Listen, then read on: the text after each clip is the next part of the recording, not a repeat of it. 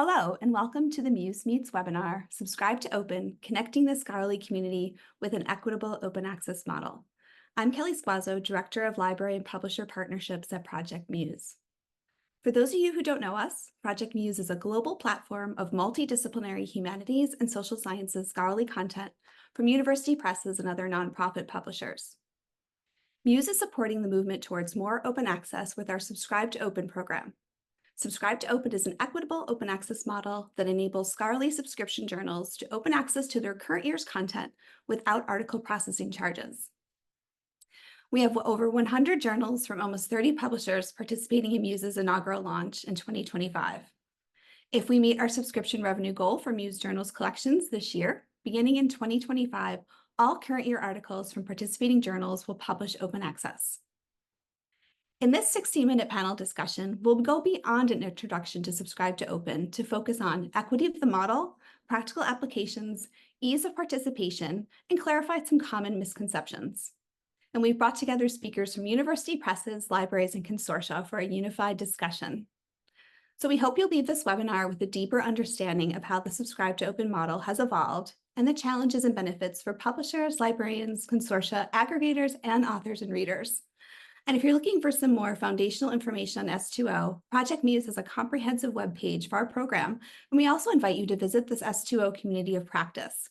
And we'll put those links in the resources to those resources in the chat, so be sure to grab them. And lastly, we'll have plenty of time for questions for our speakers, so please enter them into the Q&A module. I'll now turn it over to Tricia Miller-Chareun, who is Project MUSE's Senior Manager of Sales and Library Relations, who will moderate the discussion. Over to you, Tricia. Thanks, Kelly. Thank you to all of our panelists and all of our attendees for joining us for today's webinar. I'd like to start by introducing all of our panelists. First, we have Rachel Borchardt, the Scholarly Communications Librarian at American University. Bill Breichner, Journals Publisher, Johns Hopkins University Press. Carolyn Cunningham, Head of Collection Development at the University of Texas at Austin Libraries. Jocelyn Dawson, Director of Journals at the University of Pennsylvania Press. And finally, Roland Wagner, Head of Acquisitions, Licenses, and Metadata at the Johann Christian Senckenberg University Library, Goethe University Frankfurt, and Head of the Habis Consortium. Once again, thank you all for joining us, and we will jump right into our first discussion topic and question. Subscribe to Open, or S2O, is a pragmatic approach for converting subscription journals to open access, free and immediate online availability of research without the reliance on either APCs, article processing charges, or altruism. S2O relies on existing library subscription procurement processes. The model provides a realistic and immediate route to opening a vast body of research output that would otherwise remain gated. Many prefer the S2O model over other OA models for its equity. So my first question for the panelists are why the S2O model is something that libraries would want to support. Maybe we can start with Rachel. Sure. So there's a lot to unpack when it comes to equity for the Subscribe to Open model. But for us, a couple of ways in which equity plays a role is one, when you have an APC or an article processing charge, you are making the material openly available, which is more equitable for readers, yay, but at the expense of the authors, who are often the ones who have to pay that article processing charge, or libraries. Either way, you're making it inequitable for people to publish. One other thing about equity for us is really more of a sustainability type equity, in that when we participate in these Subscribe to Open deals, upfront, we know what the costs are going to be, and we have some assurance about what future costs are going to look like. And it's really entering into a partnership with those publishers to figure out, okay, what are your costs and how can we help support them in a way that supports your business, but also doesn't incur unreasonable costs for us. So those are some of the ways that we see the S2O model working for us. Absolutely, thank you. Jocelyn, do you want to add anything from the publisher perspective? Sure, yeah. So the mission aspect, I think, is the most appealing part for us in terms of global equity. So we had sort of a sneak peek at what this would look like when MUSE opened content for researchers back in 2020, at the start of the pandemic, MUSE gave publishers the option to open content for, I think, about 3 months. So during that time, we saw our content accessed 4 to 12 times more than the previous year. So for us, that's a huge equity bonus when we can reach that many more people and our journals can have that much more impact. So yeah, so I would say just from a publisher perspective, that was the most appealing part for us. Absolutely. Roland, from your perspective and the consortia, can you talk a little bit about the equity of the S2O model and why you think it's important to support? Yeah, I think, well, first of all, the big advantage is that we can just, it's just like a renewal for our members. But if the great thing is, yeah, it's also profit. It's also great for people that are not institutions that are not able to join for financial reasons or whatever reasons.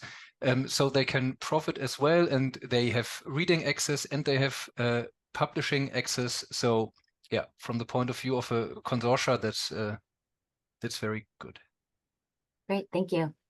And can we talk a little bit more about why APCs are problematic? Carolyn, do you want to speak to that? Sure. Rachel and Roland touched on the fact that you can do more budget planning up front and with an S2O model. And if you were dealing with an APC token or some kind of funding management, either by the library or some other entity on campus, you might, if the publication takes off on campus, you might run out of that funding for APCs toward the end of the year, and then that creates an equity issue for those authors who weren't coming to you at the right time of year, even though they're not publishing based on your fiscal schedule. Absolutely. And I think I'd like to add from our point of view that there's less funding for APCs and humanities and social sciences as it is. So that pot for an APC would be much smaller. So that's important to us at Project MUSE as well. Before we move on to the next topic, is there anything that we haven't discussed relating to equity of the S2O model you'd like to throw out? Well, just on APCs, I'm going to put a link in the chat to a great article in Science Editor by Romy Beard, Sarah Rui, and Curtis Brundy that talks about some of the fundamental problems with APCs. So if you haven't read it, check it out. It's really terrific. That's a great resource. Thank you, Jocelyn. Well, I know we could talk about each of these discussion points for an hour themselves, but in the interest of time, I'd like to move on to our next discussion topic, which is the practical aspects of the model. So the S2O model is applauded for its practical approach to OA for publishers, libraries, and authors. By participating in S2O, publishers can transition that year's journal content to open access without sacrificing financial stability. Libraries will simply continue to renew their current collection subscriptions annually. Bill, if we can start talking about practical applications with you, can you talk a little bit about the ease of the model from the publisher perspective? Sure. Participating in this pilot program really does not require JHP as a publisher to make any changes or accommodations in how we fulfill our single title subscriptions. It's really incumbent on MUSE to adjust its paywall and account for S2O and its financial and usage reporting back to publishers. There's no changes required to how we interact, for instance, with MUSE production. So it's largely seamless from a JHP journal's perspective, although there may be some impact when we do our end of volume reporting back to participating journals. I think that the challenge for our program has been deciding on which journals to either include or approach about inclusion, and then working with those editors and associations to get them to green light participation. Interpreting usage data and its impact on royalty will also be our main interest, but in terms of day-to-day operation, it is very seamless, and thank you for that. Thanks, Bill. Rachel, do you want to add anything from your perspective? Yeah, I think a couple of logistic things that S2O is really great for. One of them, you mentioned yourself, of being able to use the same process that we would normally use to subscribe to a package, means that we don't have to build a new workflow. We don't have to do anything different than we've done before. We get an invoice, we pay invoice. And that means that there isn't much of a staff burden. At our library, one of the things that we look really carefully at is what the staffing implications will be of participating in an open access program, because we don't have a lot of staff to do all this work. So the other big one that I really appreciate with S2O is being able to approve open access authorship. So with a transformative agreement, a read and publish agreement, there's a verification process of, does this author belong to your institution? Do you have permissions to make it open access? And often that means me or someone else manually approving all of those requests, which can both slow down the process and create frustration and confusion. So with S2O, once it's you've met your threshold, everything is open. So it doesn't matter where these authors are coming from. There's no, I don't have to verify anything at all, just happens on its own. And that means that it's really helpful from a logistics. It's like a set it and forget it kind of model, which is great. Carolyn. Yeah, I can build on that too. Something else that I was thinking about with S2O is that it allows libraries to invest in open publishing at a journal level, and make those decisions based on the content that we want to support and make available to all readers, and extend that open access publishing to our authors. A lot of times the transformative agreement business models that are available are at the database or platform level, not at an individual journal level. So S2O does offer a lot more flexibility in that regard. And so you can be more choosy about which content that you want to support if you have budget limitations. Absolutely. Bill, can you talk a little bit more about your process for deciding what open access model to move to? Yeah, sure. I mean, we, like most publishers, have supported Green OA, and we also have a Gold OA option. We've done that for probably close to 2 decades. We've already talked about the challenges of an APC model. Our collection is made up mainly of humanities journals, and the economic infrastructure doesn't exist for that APC-based journal economy. And as also been mentioned, perhaps, is we don't have the data and we don't have resources, at least here, to negotiate transformative agreements like publish and read or read and publish. So I think one of the important advantages of MUSE's S2O initiative is that it doesn't force us to move to an OA model. It allows us to experiment with selective journals in a three-year pilot to see if it is a sustainable model that could be more widely implemented, and whether the library partners will support it, will be supportive of it. To be clear, we aren't being pushed to transition to an OA model by our journal partners, but they do want us to be thinking of viable pathways while protecting the revenue that powers their editorial operations or association activities. And I really believe that this flavor of S2O does that, allows for that. Absolutely. And Jocelyn, can you talk a little bit about how Project MUSE helped publishers decide if S2O was the right model to move to? Sure, yes. So Project MUSE offered publishers a guaranteed royalty payment, and that was really critical to our decision-making process because we believe in OA. It's a core principle of our journals program, but we can't do it if it's too financially risky. So having that guaranteed royalty was really important to us because what we don't know about this model is how it's going to impact the direct subscriptions to these journals outside of the MUSE premium collection. So kind of in preparation for selecting the journals that would participate, like Bill, this was a very time-consuming process for us. But yeah, we modeled out attrition that we expect to see from those direct subscriptions. We looked at usage of current content for the journals versus back content, and that was something Project MUSE was able to provide us data on that. So journals that still have really strong usage of that content were better candidates for us. We think that maybe the libraries will continue to subscribe to those journals because they want that back content. So so that was a really big piece of our decision making that was aided by MUSE. And we also looked at how much interest does the editorial office have in OA, how global is their readership and their authorship.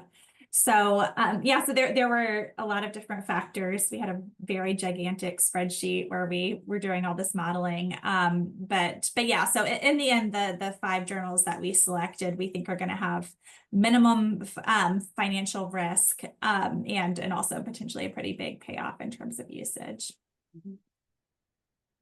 And I will add that Project MUSE spent a lot of time collaborating with our publishers to create a toolkit to help understand all the different pieces that needed to be considered, like author agreements and that sort of thing, Creative Commons licensing that maybe is misunderstood. So I think there's a lot of collaboration that we took feedback on, and we're able to provide more resources for our publishers. Absolutely. I think both Bill and Jocelyn mentioned a little bit about getting others on board and doing a lot of analysis. Can you talk a little bit about how you got your editorial boards involved and sort of the educational hurdle and how you help them to understand Subscribe to Open? Yeah, I mean, I think we just strove to be as transparent as possible about the opportunities and the risk. It really involved a great, as Jocelyn mentioned, it involved a great deal of financial modeling, a lot of face-to-face discussions. We have over 40 journals participating, so the amount of time we spent on education and recruitment was really substantial. I echo what you said. I mean, there's probably 10 factors or more that we considered, but it took a lot of work, and I think it's also sort of a testament to the relationships we have with those journals and associations. There has to be a trust factor there. They're looking at us to make or recommend decisions that are safe, if you will, financially for them. So it's just a lot of work. It's a lot of transparent work. Be very open about the program. Explain it. I mean, I think this is sort of funny. We had one journal, the Library Journal, that probably spent, multiple meetings and face-to-face because they were very reluctant to join because of the financial aspects of it on the single title side. So it's just a lot of patience, a lot of openness, a lot of work. I would echo all of that. Explaining the model, because our academic editors aren't engaged in discussions around open access as much as we as publishers and librarians are. So talking through that, we'll talk about some of the misconceptions here shortly in the panel, but really illustrating the financial impact, potential risks. But then also for us, we were able to highlight what we saw as potential benefits. So sharing that usage that their journals saw in 2020 versus 2019. And we had graphs that looked like this for those 3 months that had this giant bump in usage. And that was I think, really compelling to them. So our editorial offices are also optimistic that their submissions will come in stronger. They'll have authors who are able to read current content, to see what an article in the journal looks like and what the conversations in the field are. So hopefully those articles will come in stronger and require less vetting from that office's part. So yeah, so I think that it was sort of an exciting story to tell, and we're going to be tracking, of course, the impact on submissions and the impact on usage, and be kind of looking at this a year out and 2 years out to make sure that, as Bill said, this is a pilot, and we want to make sure that it makes sense for the future after the pilot's over. Absolutely. Can I move to our librarians? Can we talk a little bit about how you get authors involved to understand the practical aspects of S2O and maybe what open access is in general, if that needs to happen? I think it's really common now for libraries to create LibGuides and other kinds of informational websites and workshops and presentations to talk about what models of OA we're supporting and what memberships we have and subscriptions we have and what opportunities we've made available for them on our individual campuses. And that, we can be as proactive as we want, but a lot of times I think the authors, when those questions arise organically, when they're going out, getting ready to publish, and they have questions about the various ways that they can make their research products available, those are the moments that are really great for educating and having those expansive conversations about what models would work best for them, what models will work best for not just their personal goals for openness, but also if they have requirements for openness that they have to fulfill. We do try to be proactive in making information available and being a resource. And hopefully when the moment comes for individual researchers, they're coming to their librarian and asking those key questions about specific publications. Great. And oh, go ahead, Rachel. Sorry, I was just going to add on to that and say, like, there is no over-educating of faculty. I've had 2 questions this week about, I just received this thing from the publisher saying that'll be open access. Is this really true? And like, of course, we've publicized our deals that we participate in, but, there's just a lot of, it changes. Open access changes, and you need to really consistently be driving messages with the faculty. And even then, there will be ones that really don't know until it affects them personally what's going on. So it is an ongoing challenge, but I hope as we have more of these deals available and OA becomes more of the default, that they'll get, it'll be a little more comfortable and like, oh, okay, it'll be more the publishers that don't have, OA as the default option for them rather than where we are now. Absolutely.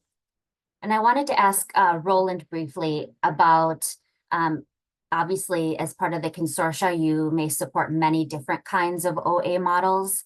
Can you talk about the incentives that are needed to make S2O a practical option to continue subscribing for your library members? Yeah. Well, it's always good when there's added benefit to an offer, and of course here we have the back files of the journals that you can only access when you participate and continue to subscribe. So that's actually very appealing to the classic knowledge to how acquisitions work in libraries. And also, it's great that we do not have any only a certain number of articles or some vouchers for APCs. So it's very simple, and we do not have to explain that much. So that goes through. What goes through for the single library also goes through, of course, for consortium. And yeah, and also I think at least in Germany there's quite a willingness to support models that foster equity, and if you can do that and still have benefits for your institutions like this back file access, yeah, it becomes a very attractive model. Right, and I think you touched on, well, I think everyone touched on the fact that S2O uses the same framework and in infrastructure that's already been established. And, some publishers will say, oh, well, nothing's changed. But in fact, by doing the same activities, you're creating a lot of change and a lot more equity in a very streamlined fashion. I think that before we move to our third discussion point, is there anything else on the practical applications of S2O that you'd like to add? I just want to say from a publisher standpoint, let's go back to ABC just for a second. Just managing that back end can be very labor intensive at a publisher level. I mean, our journal's operations manager is responsible for that, and it's a lot of work. I mean, as I said, then the inquiries for scholars who want to participate in an APC model are growing, primarily from Europe, because we're getting a lot more European authors and editors. So, but actually, as a publisher, managing that process of invoicing, collecting the payment, making sure it's open, and then we're not even talking about the issues of downstream openness too, other aggregators and other licensees. So, you know, we don't have a staff. If we were completely an APC based publisher in even one journal, it would be really difficult to manage that from a personnel resource standpoint. So another reason why S2O is advantageous for us. Thanks, Bill. Absolutely. So I think we'll move on to our third discussion point. While it's great to hear about the equity and practicality of S2O, I do want to bring some attention to some misconceptions about the S2O model. So I'm hoping that our panelists can talk a little bit about misconceptions they have heard or even had themselves before fully understanding the model. With so many open access models, there can be a significant learning curve, as we've already heard. So I want to walk through some of the misconceptions to clear up, hopefully clear up some misunderstandings about the model and how it can actually benefit all stakeholders. Jocelyn, do you think we could start with you?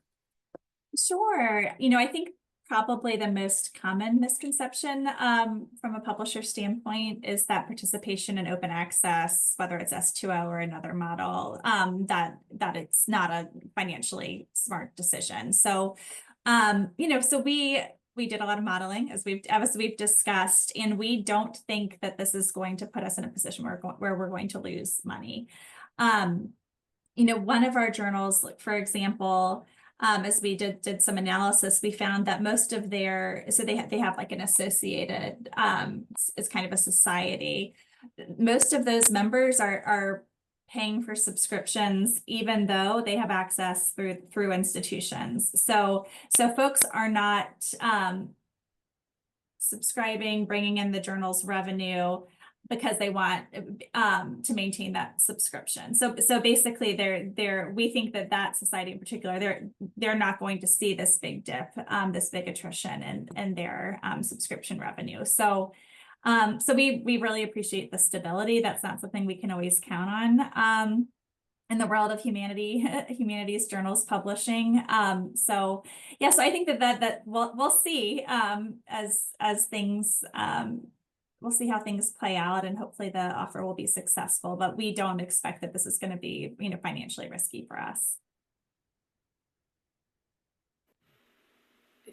I think a misconception I see on the library side is it's not a big deal if we just don't pay for it, right? That, you know, our little budget isn't going to make a big difference when it comes to subscribe to open.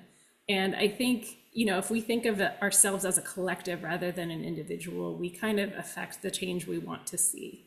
So, you know, the more libraries that we see participating in that kind of behavior, the less open everything gets, right? There is going to be, if we don't meet those thresholds, what we're telling publishers is we don't want to see your content be open, or we're not willing to take that risk, right? To pay for content to make it openly available.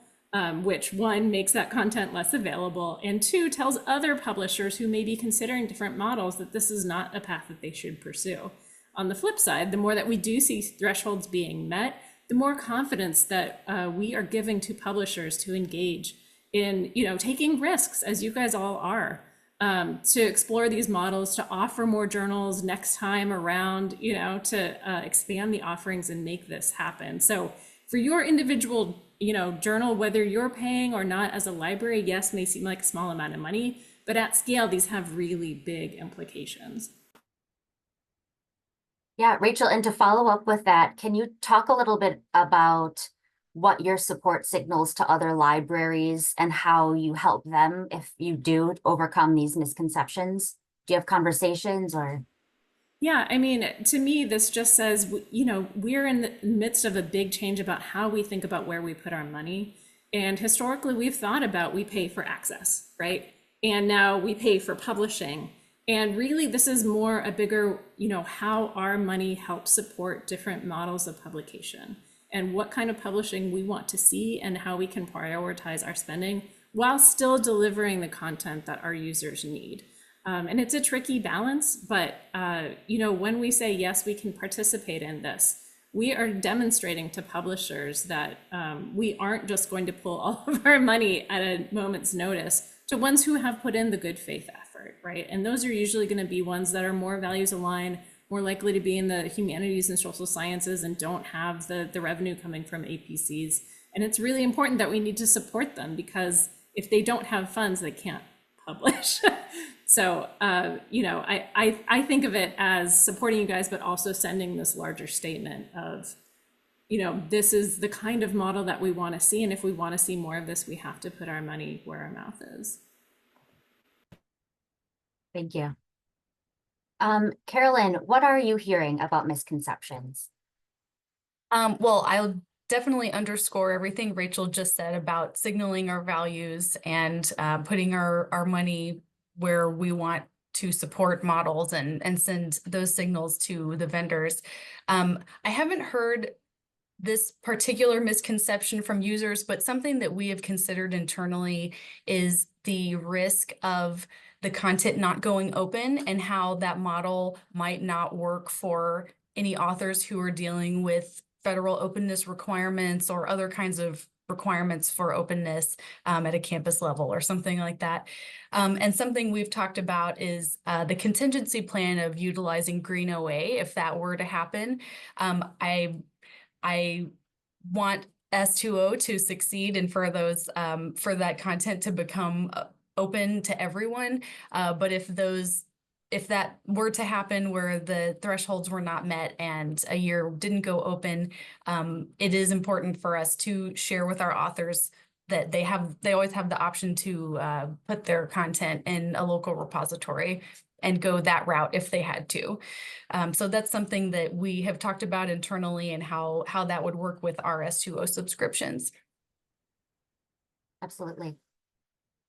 How about from Bill or Jocelyn? First of all, I want to just echo Rachel's statement. I mean, I think there's a great symbolism to this also. I mean, there's a practical aspect, but there's also a symbolism of the library saying, we're going to support this model because we've told you need to do something, basically. So we hear that. Misconceptions, I'm going to talk about it from the partner standpoint, not necessarily the publisher standpoint. I think the time investment we put into trying to explain the model sort of has cut down on some of the misconceptions. But, we do this stuff every day, as they say, so it comes sort of natural. But journal business is very complicated. So just trying to explain the differences between how the royalty model works, what the difference between a back file is very confusing, the current model, the current content, all of those, just the nuts and bolts of trying to explain that to our editors and our associations. Look, our editors are scholars, they're senior scholars, many of them have full course loads. So diving down deep into the financial aspects of journal publishing and library relations, they don't necessarily have time for that. So I think the misconceptions have mostly been the back file's open, what's going on with the back file. And I think the second part of it has also been they didn't quite understand the trigger that opens it. I think I mentioned this when we met a couple of days ago. One library said, they put on their website that all their content for 2025 is open. And as I said, I immediately said, no, it's not open. There has to be a financial commitment made. So I think those are the misconceptions. And some of that is just because journal publishing from a financial standpoint, from a business standpoint, is really complicated. Jocelyn, do you want to add anything?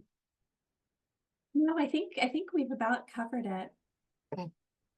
How about from your side, Roland, our international and consortia perspective? Yeah, well, I think subscribe to open is not really new anymore. It's sort of gaining momentum. So I think that the trust is growing in the model. And also from a consortium perspective, libraries trust their regional consortia. So at least that is what I hear and what I hope. And so if we endorse the model, and if we say we talk to the publisher or to the platform, and it all works, it's a good offer, and it's a sustainable offer, then that helps a lot to get institutions to participate. Mhm. And Roland, you mentioned in our last discussion point, and Bill kind of zoomed right past it, but I think one of the biggest misconceptions that we're hearing is that how can you do this and then everything is free? So the misconception that S2O is making an entire journal or entire corpus of a journal open access, which is not the case. It's only the current year content, with the earlier content being gated. So I think that's a massive misconception that we're hearing. So it's, I guess, positive that none of you brought that up, but that's a significant misconception that we're hearing here. Are there any other misconceptions you want to bring up? I think our Q&A has several that they would like to talk about, but anything here before we move on there? Great. So it feels like we've learned a lot, but just sort of scratched the surface here. But in the being mindful of time, I would like to move on to our Q&A, since I see that we have a lot of questions there. So let me transition there for you. So I think we have one discussing what about authors who are required to publish OA with funder mandates? It's problematic for them to choose S2O because there's a potential that it could not be open. I think we touched on that again, that there is an opportunity there for those authors to publish in a different open access route. Yeah, just underscoring the green OA option. And if that doesn't work, I wouldn't want to drive an author away from a journal just because it had subscribe to open mechanisms at play, but not every journal is right for every author. And that's a discussion that author can have with their librarian. And hopefully we can allay some of their fears that it is still something that would work for them, even if they do have requirements at play. Great. And I think related to that was our next question about the time from submission to final decision. For a lot of authors, if it's 12 to 24 months, that can cause a lot of confusion. But again, I think this is the same situation where regardless of the time to decision, that there are opportunities for them to still publish open access. Our next question is, do the publishers take into account the sale of print subscriptions when determining what journals they'll move to subscribe to open? Great question. No, I didn't. Yeah, I did. I looked at total direct subscription revenue, and I think that we think that the print is safer. But it was still something that we included in our giant spreadsheet. I mean, the print is declining, will continue to do so. And I think a library that's choosing, or a subscriber chooses the print version, is pretty intentional about that. So for me, it didn't really come into the equation.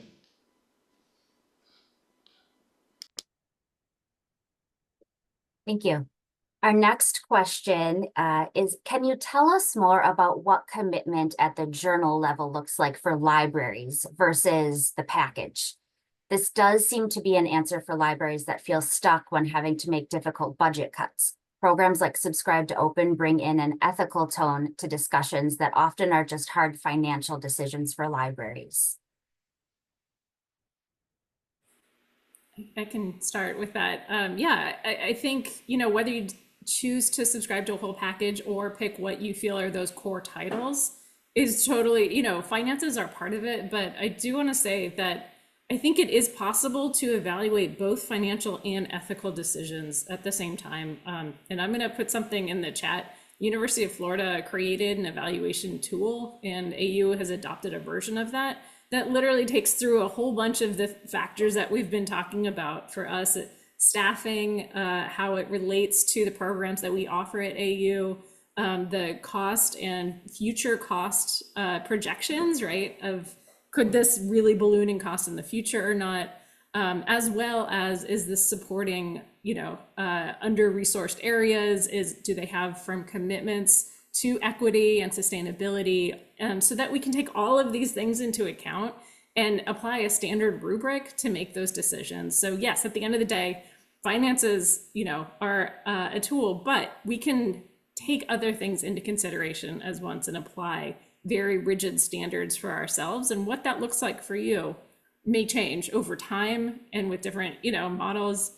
But I just wanted to put that out there that yes, finances are hard for everyone, and subscribing to core titles rather than a bundled deal is really something a lot of libraries are choosing. But where you're putting your money and why, I think is something that every library should think about rather than just the total cost for everything. And if I may add to that, I think it's not. It's also a chance and an opportunity. Of course, the budget is important. I mean, if you do not have enough money, you have to make cuts. But if you continue to subscribe, and it's a subscribe to open model, you are actually taking money away from classical acquisitions to directly to financing open access. So that's also something that may align with some missions of your library or your university or bigger or political missions.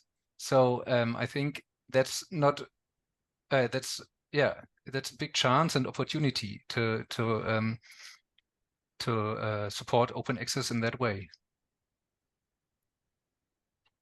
I can share that we also use an internal rubric to evaluate open publishing models, especially new ones that are coming up and being introduced. And I think we've talked about how S2O isn't exactly new anymore. And something that we have talked about a lot internally is normalizing our spending and our investment in open publishing into our regular collection spending. And that decision point of it's not just a model we want to support just for the sake of supporting it anymore. It's now we're investing in content that we want to make available and models that we want to make available to our authors. So that kind of step from kind of sandboxing open business models to integrating them into your ongoing collections work is, I think, where we're at in my institution. And we do use that rubric, which brings in aspects of the openness in the business model, but also aspects of the content. Do we have faculty members on the editorial board? How many of our authors want to publish here? Asking those questions, it is a multifaceted discussion. It's not just one thing anymore. And that has been great to enrich that decision-making process.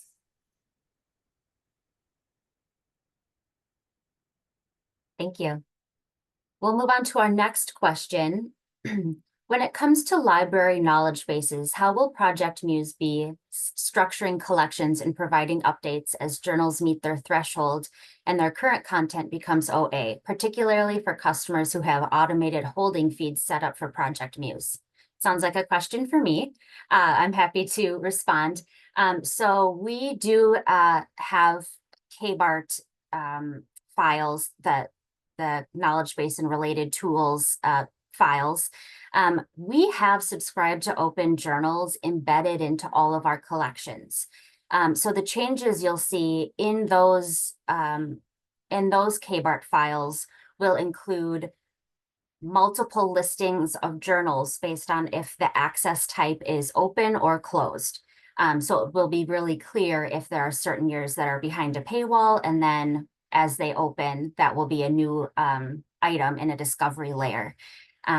There will also be KBART files of just S2O titles and for the content that becomes open. So for us, it's the select journals from 2025.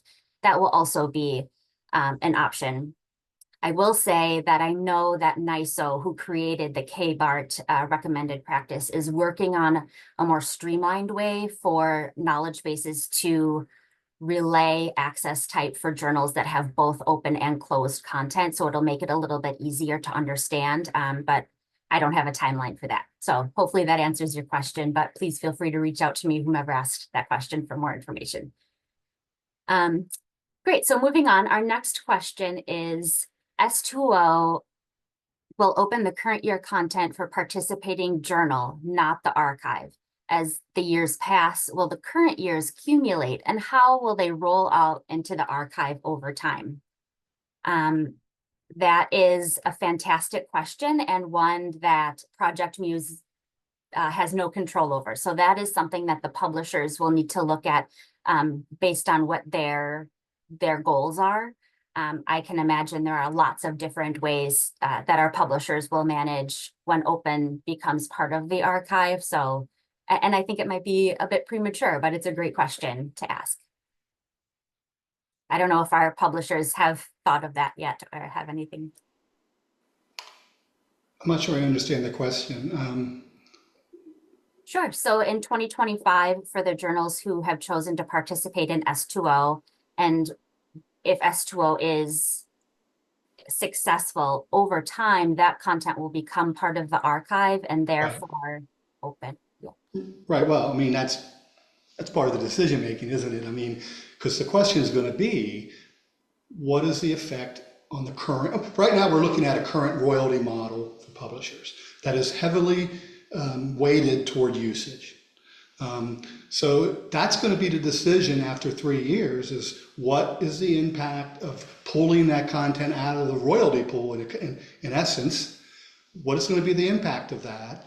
And that's going to be a very important determining factor as to whether or not we continue to participate. But we're going to have to accommodate somehow financially for that usage, that 3 years worth. Let's say it's successful for 3 years. It's triggered. Well, essentially, we're going to lose 3 years worth of usage royalty for those titles based on the current rules, which is no royalty paid on open access content. If that continues, then that's going to be a very major decision point for, at least for this publisher, and for the participating journals. Now they're just going to roll in for 3 years, obviously. I mean, that's what the agreement is. But going forward, that's going to be the decision point, is whether that royalty model continues to be heavily weighted toward usage, and if so, what does that really look like for individual journal royalties? That's the secret sauce, as they say, Sure. for us. Yeah. Jocelyn. Yeah, I think that we'll be looking to Project MUSE to see how you all will be, I guess, addressing this and incentivizing publishers to continue after 3 years. And just to make sure that we answered this individual's question. So the content that is freed in 2025, assuming the offer is successful, will be free in perpetuity. So yes, thank you for the clarification. It will be Yeah. open access in perpetuity, regardless of the success in the future.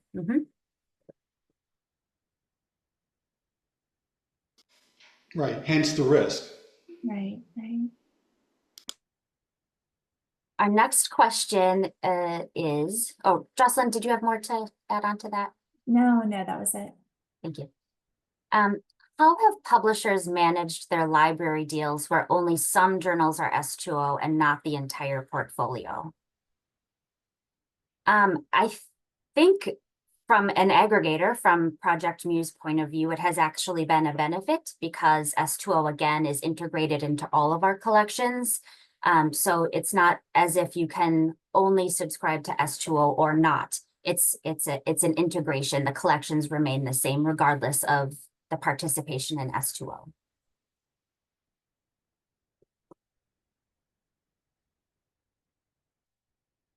How has subscribe to open impacted your cancellation rates given that the journal is now open? Well, the journal's not open yet. Right. Thank you. So, here's what I would expect. This is just my own dream, is that MUSE royalties would grow because more libraries would want to participate and show their support of the model. So, yeah, I mean, we'll see. The interesting thing will be, it's always been a challenge to figure out for us why a library is canceling a subscription to a single title. A lot of times we can point to its inclusion. Let's say it gets promoted to one of the other MUSE packages. Well, then maybe at that point they'll cancel their single title subscription. But it's always been a little bit of a black box for us, and we've over the years we've tried to get better intelligence on that, but it's not open yet, so we'll worry about that another day, I guess. I guess we'll worry about that February 1. So. Yeah, I would love to see Project MUSE maybe go to the publisher community that's participating in S2O and ask us to send you all data about the attrition that we see, because it would be really helpful to see what the trends are across all the participating publishers. And I think Roland mentioned during our practical aspects of the model conversation that there need to be benefits for the subscribers in addition to the equity and the author piece, the open access piece, that there has to be benefits like the back files and others that will continue subscribers understanding that there are both paid benefits for those who paid, and then also these other benefits of open access and equity and so forth. From a collection development point of view, I can say in my local context, we have not considered canceling anything because it has become open access. So that is a privileged perspective to come from. We have not been in that position where we've had to make those kinds of choices in that way. But I don't see that we would do that for that reason. Yeah, and if I may add, we have also in Germany a big national consortium for annual reviews, the pioneer of Subscribe to Open. And it's really amazing to see that although a lot of libraries have budgetary cuts and more budgetary constraints, there are nearly no cancellations in the last few years. So that's, yeah, I think that gives a lot of hope that the Project MUSE Subscribe to Open model will work as well. Absolutely. Thank you. Our next question is for our publishers again. Have publishers lost non-publishing revenues, if any, such as advertising, rights and licensing, etc., after switching to S2O? And I guess in this instance, it would be, do you expect that, or is that something you've thought about? Yeah, I would say that these are not large revenue streams for us. So these were actually not taken into account in our analysis. Advertising in humanities journals has been shrinking over the course of my 20 years in publishing. And yeah, is really a very tiny piece of the pie. And with licensing, I expect that we'll be using a Creative Commons license for our journals. And so we will lose some licensing revenue, but we do still have the whole back file that can be licensed. So yeah, so over time there may be some impact, but as far as the overall pie of revenue goes, it really will be very minimal. I'm very concerned about it. Rights and permissions are a big part of our revenue stream, and it includes some substantial guarantees from some of the larger aggregators. My real concern is that they use our participation as leverage to renegotiate some of those deals. I mean, I just do. So, we're going to have a look at that.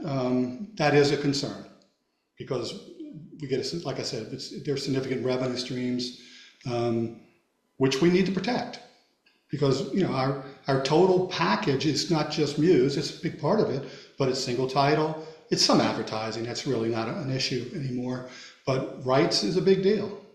The other thing that I'm concerned about a little bit is we handle 30 memberships. And a lot of times, in most cases, a subscription to the journal is a benefit of membership. Now, I know that those members can probably get the journal through their library, get a collection, but I am concerned that an association may come to us and say the value of our membership was predicated to some degree on the current content, and now that's no longer an option, so you've devalued a membership. I have lots of arguments against that, specifically the back file, but if we participate, the lifespan, we do have the long tail, right? We do have the long tail that science doesn't have. But what is that tail? Is it 5 years? Is it 10 years? Depends on the journal. But if we participate for 10 years, and you take 10 years worth of content out of that paywall, backwall, that's going to have a real significant impact. So, especially maybe to a membership. So that I'm concerned about that to some degree. I'll see what the response to that is. We do have association-based journals participating. But that's a concern. So rights, a relationship with associations, and the sheer amount of the back file that is opened is a concern. I can't speak for all associations and all journals, but I'm actually doing research right now of talking to journals that flipped to open access in the past, and they were all society journals. And that was the question that we asked them, and every single one, this was 7 or 8 different journals with different associations. Was there an impact, on your membership? And they said it was negligible. It wasn't zero, but it did not overall affect their operating budget. So again, this is tiny ends that we're speaking of, but at least in that case, I thought it was really helpful to hear from them that, they took that leap of faith and did not see negative revenue streams as a result. Okay. Yeah, I think they're losing members for other reasons. So that's reassuring. Thank you. Our next question, it's a good one. From the library perspective, are there suggestions for how to best explain to our institutional administration that continued reduction of library budgets will negatively impact our ability to support OA and thus impact faculty's ability to publish OA? That's a hard question. With a lot of pieces in it. It is one of the most difficult parts about OA is that you're paying for something that's not exactly something. And you can point to the tangible benefits like the back file. And it has to be part of a much larger conversation about what does open access mean to our campus and how does it further our goals and our mission is a lot of how we've been talking about it of, look, you can see all of the benefits that happen. You get more usage, you get more citations, you get reaching a larger population that are using your research in more diverse ways, which tends to then come back and positively impact our university in ways that you can't really measure or describe accurately, but we know happens. Citations are the easiest one to point to, right? So talking about OA generally and how that benefits your faculty and your researchers is probably the easiest thing to do. And then you have to backtrack and say, in order to support that, this is the kind of deals that we have to make.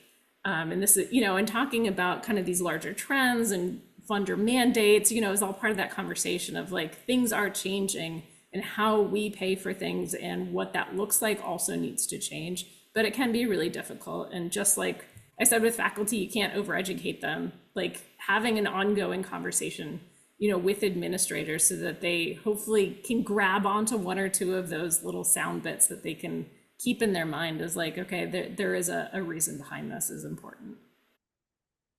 I'll just quickly add that something we try to bring to the table is that we're supporting the content and making it, whatever the outcome is in terms of openness. If it's content we want to support, we're going to do that with our funds that we have available. And if it's open, all the better at the end of the day. But we do bring that quality of information piece into the discussion as well. Well, unfortunately, we have reached the end. We still have 15 unanswered questions. So I'm sorry for those who we didn't get to answer live, but we'll certainly follow up with everyone with the questions and send to our panelists to see if there's any additional support they can give us. Oh, I think maybe Kelly's had. I think I'm having some audio problems. Not sure if I'm on camera or not, but thank you so much, Tricia, for moderating this great discussion. And thank you so much to our panelists, Rachel, Bill, Carolyn, Jocelyn, and Roland, for the generosity in giving your time today to this really thoughtful and interesting conversation on Subscribe to Open. I even learned some things, and I've been talking about Subscribe to Open for over a year. So thank you again. And also thank you to the audience. As Tricia noted, we have a lot of questions and we really appreciate your engagement. And we hope we will be able to engage with you at another time and be able to answer those questions. So all of us at Project Muse look forward to continuing conversations with all of our partners in the scholarly publishing community. So please stay tuned for other Muse Meets webinars in the future. And until then, have a great rest of your day. Thank you.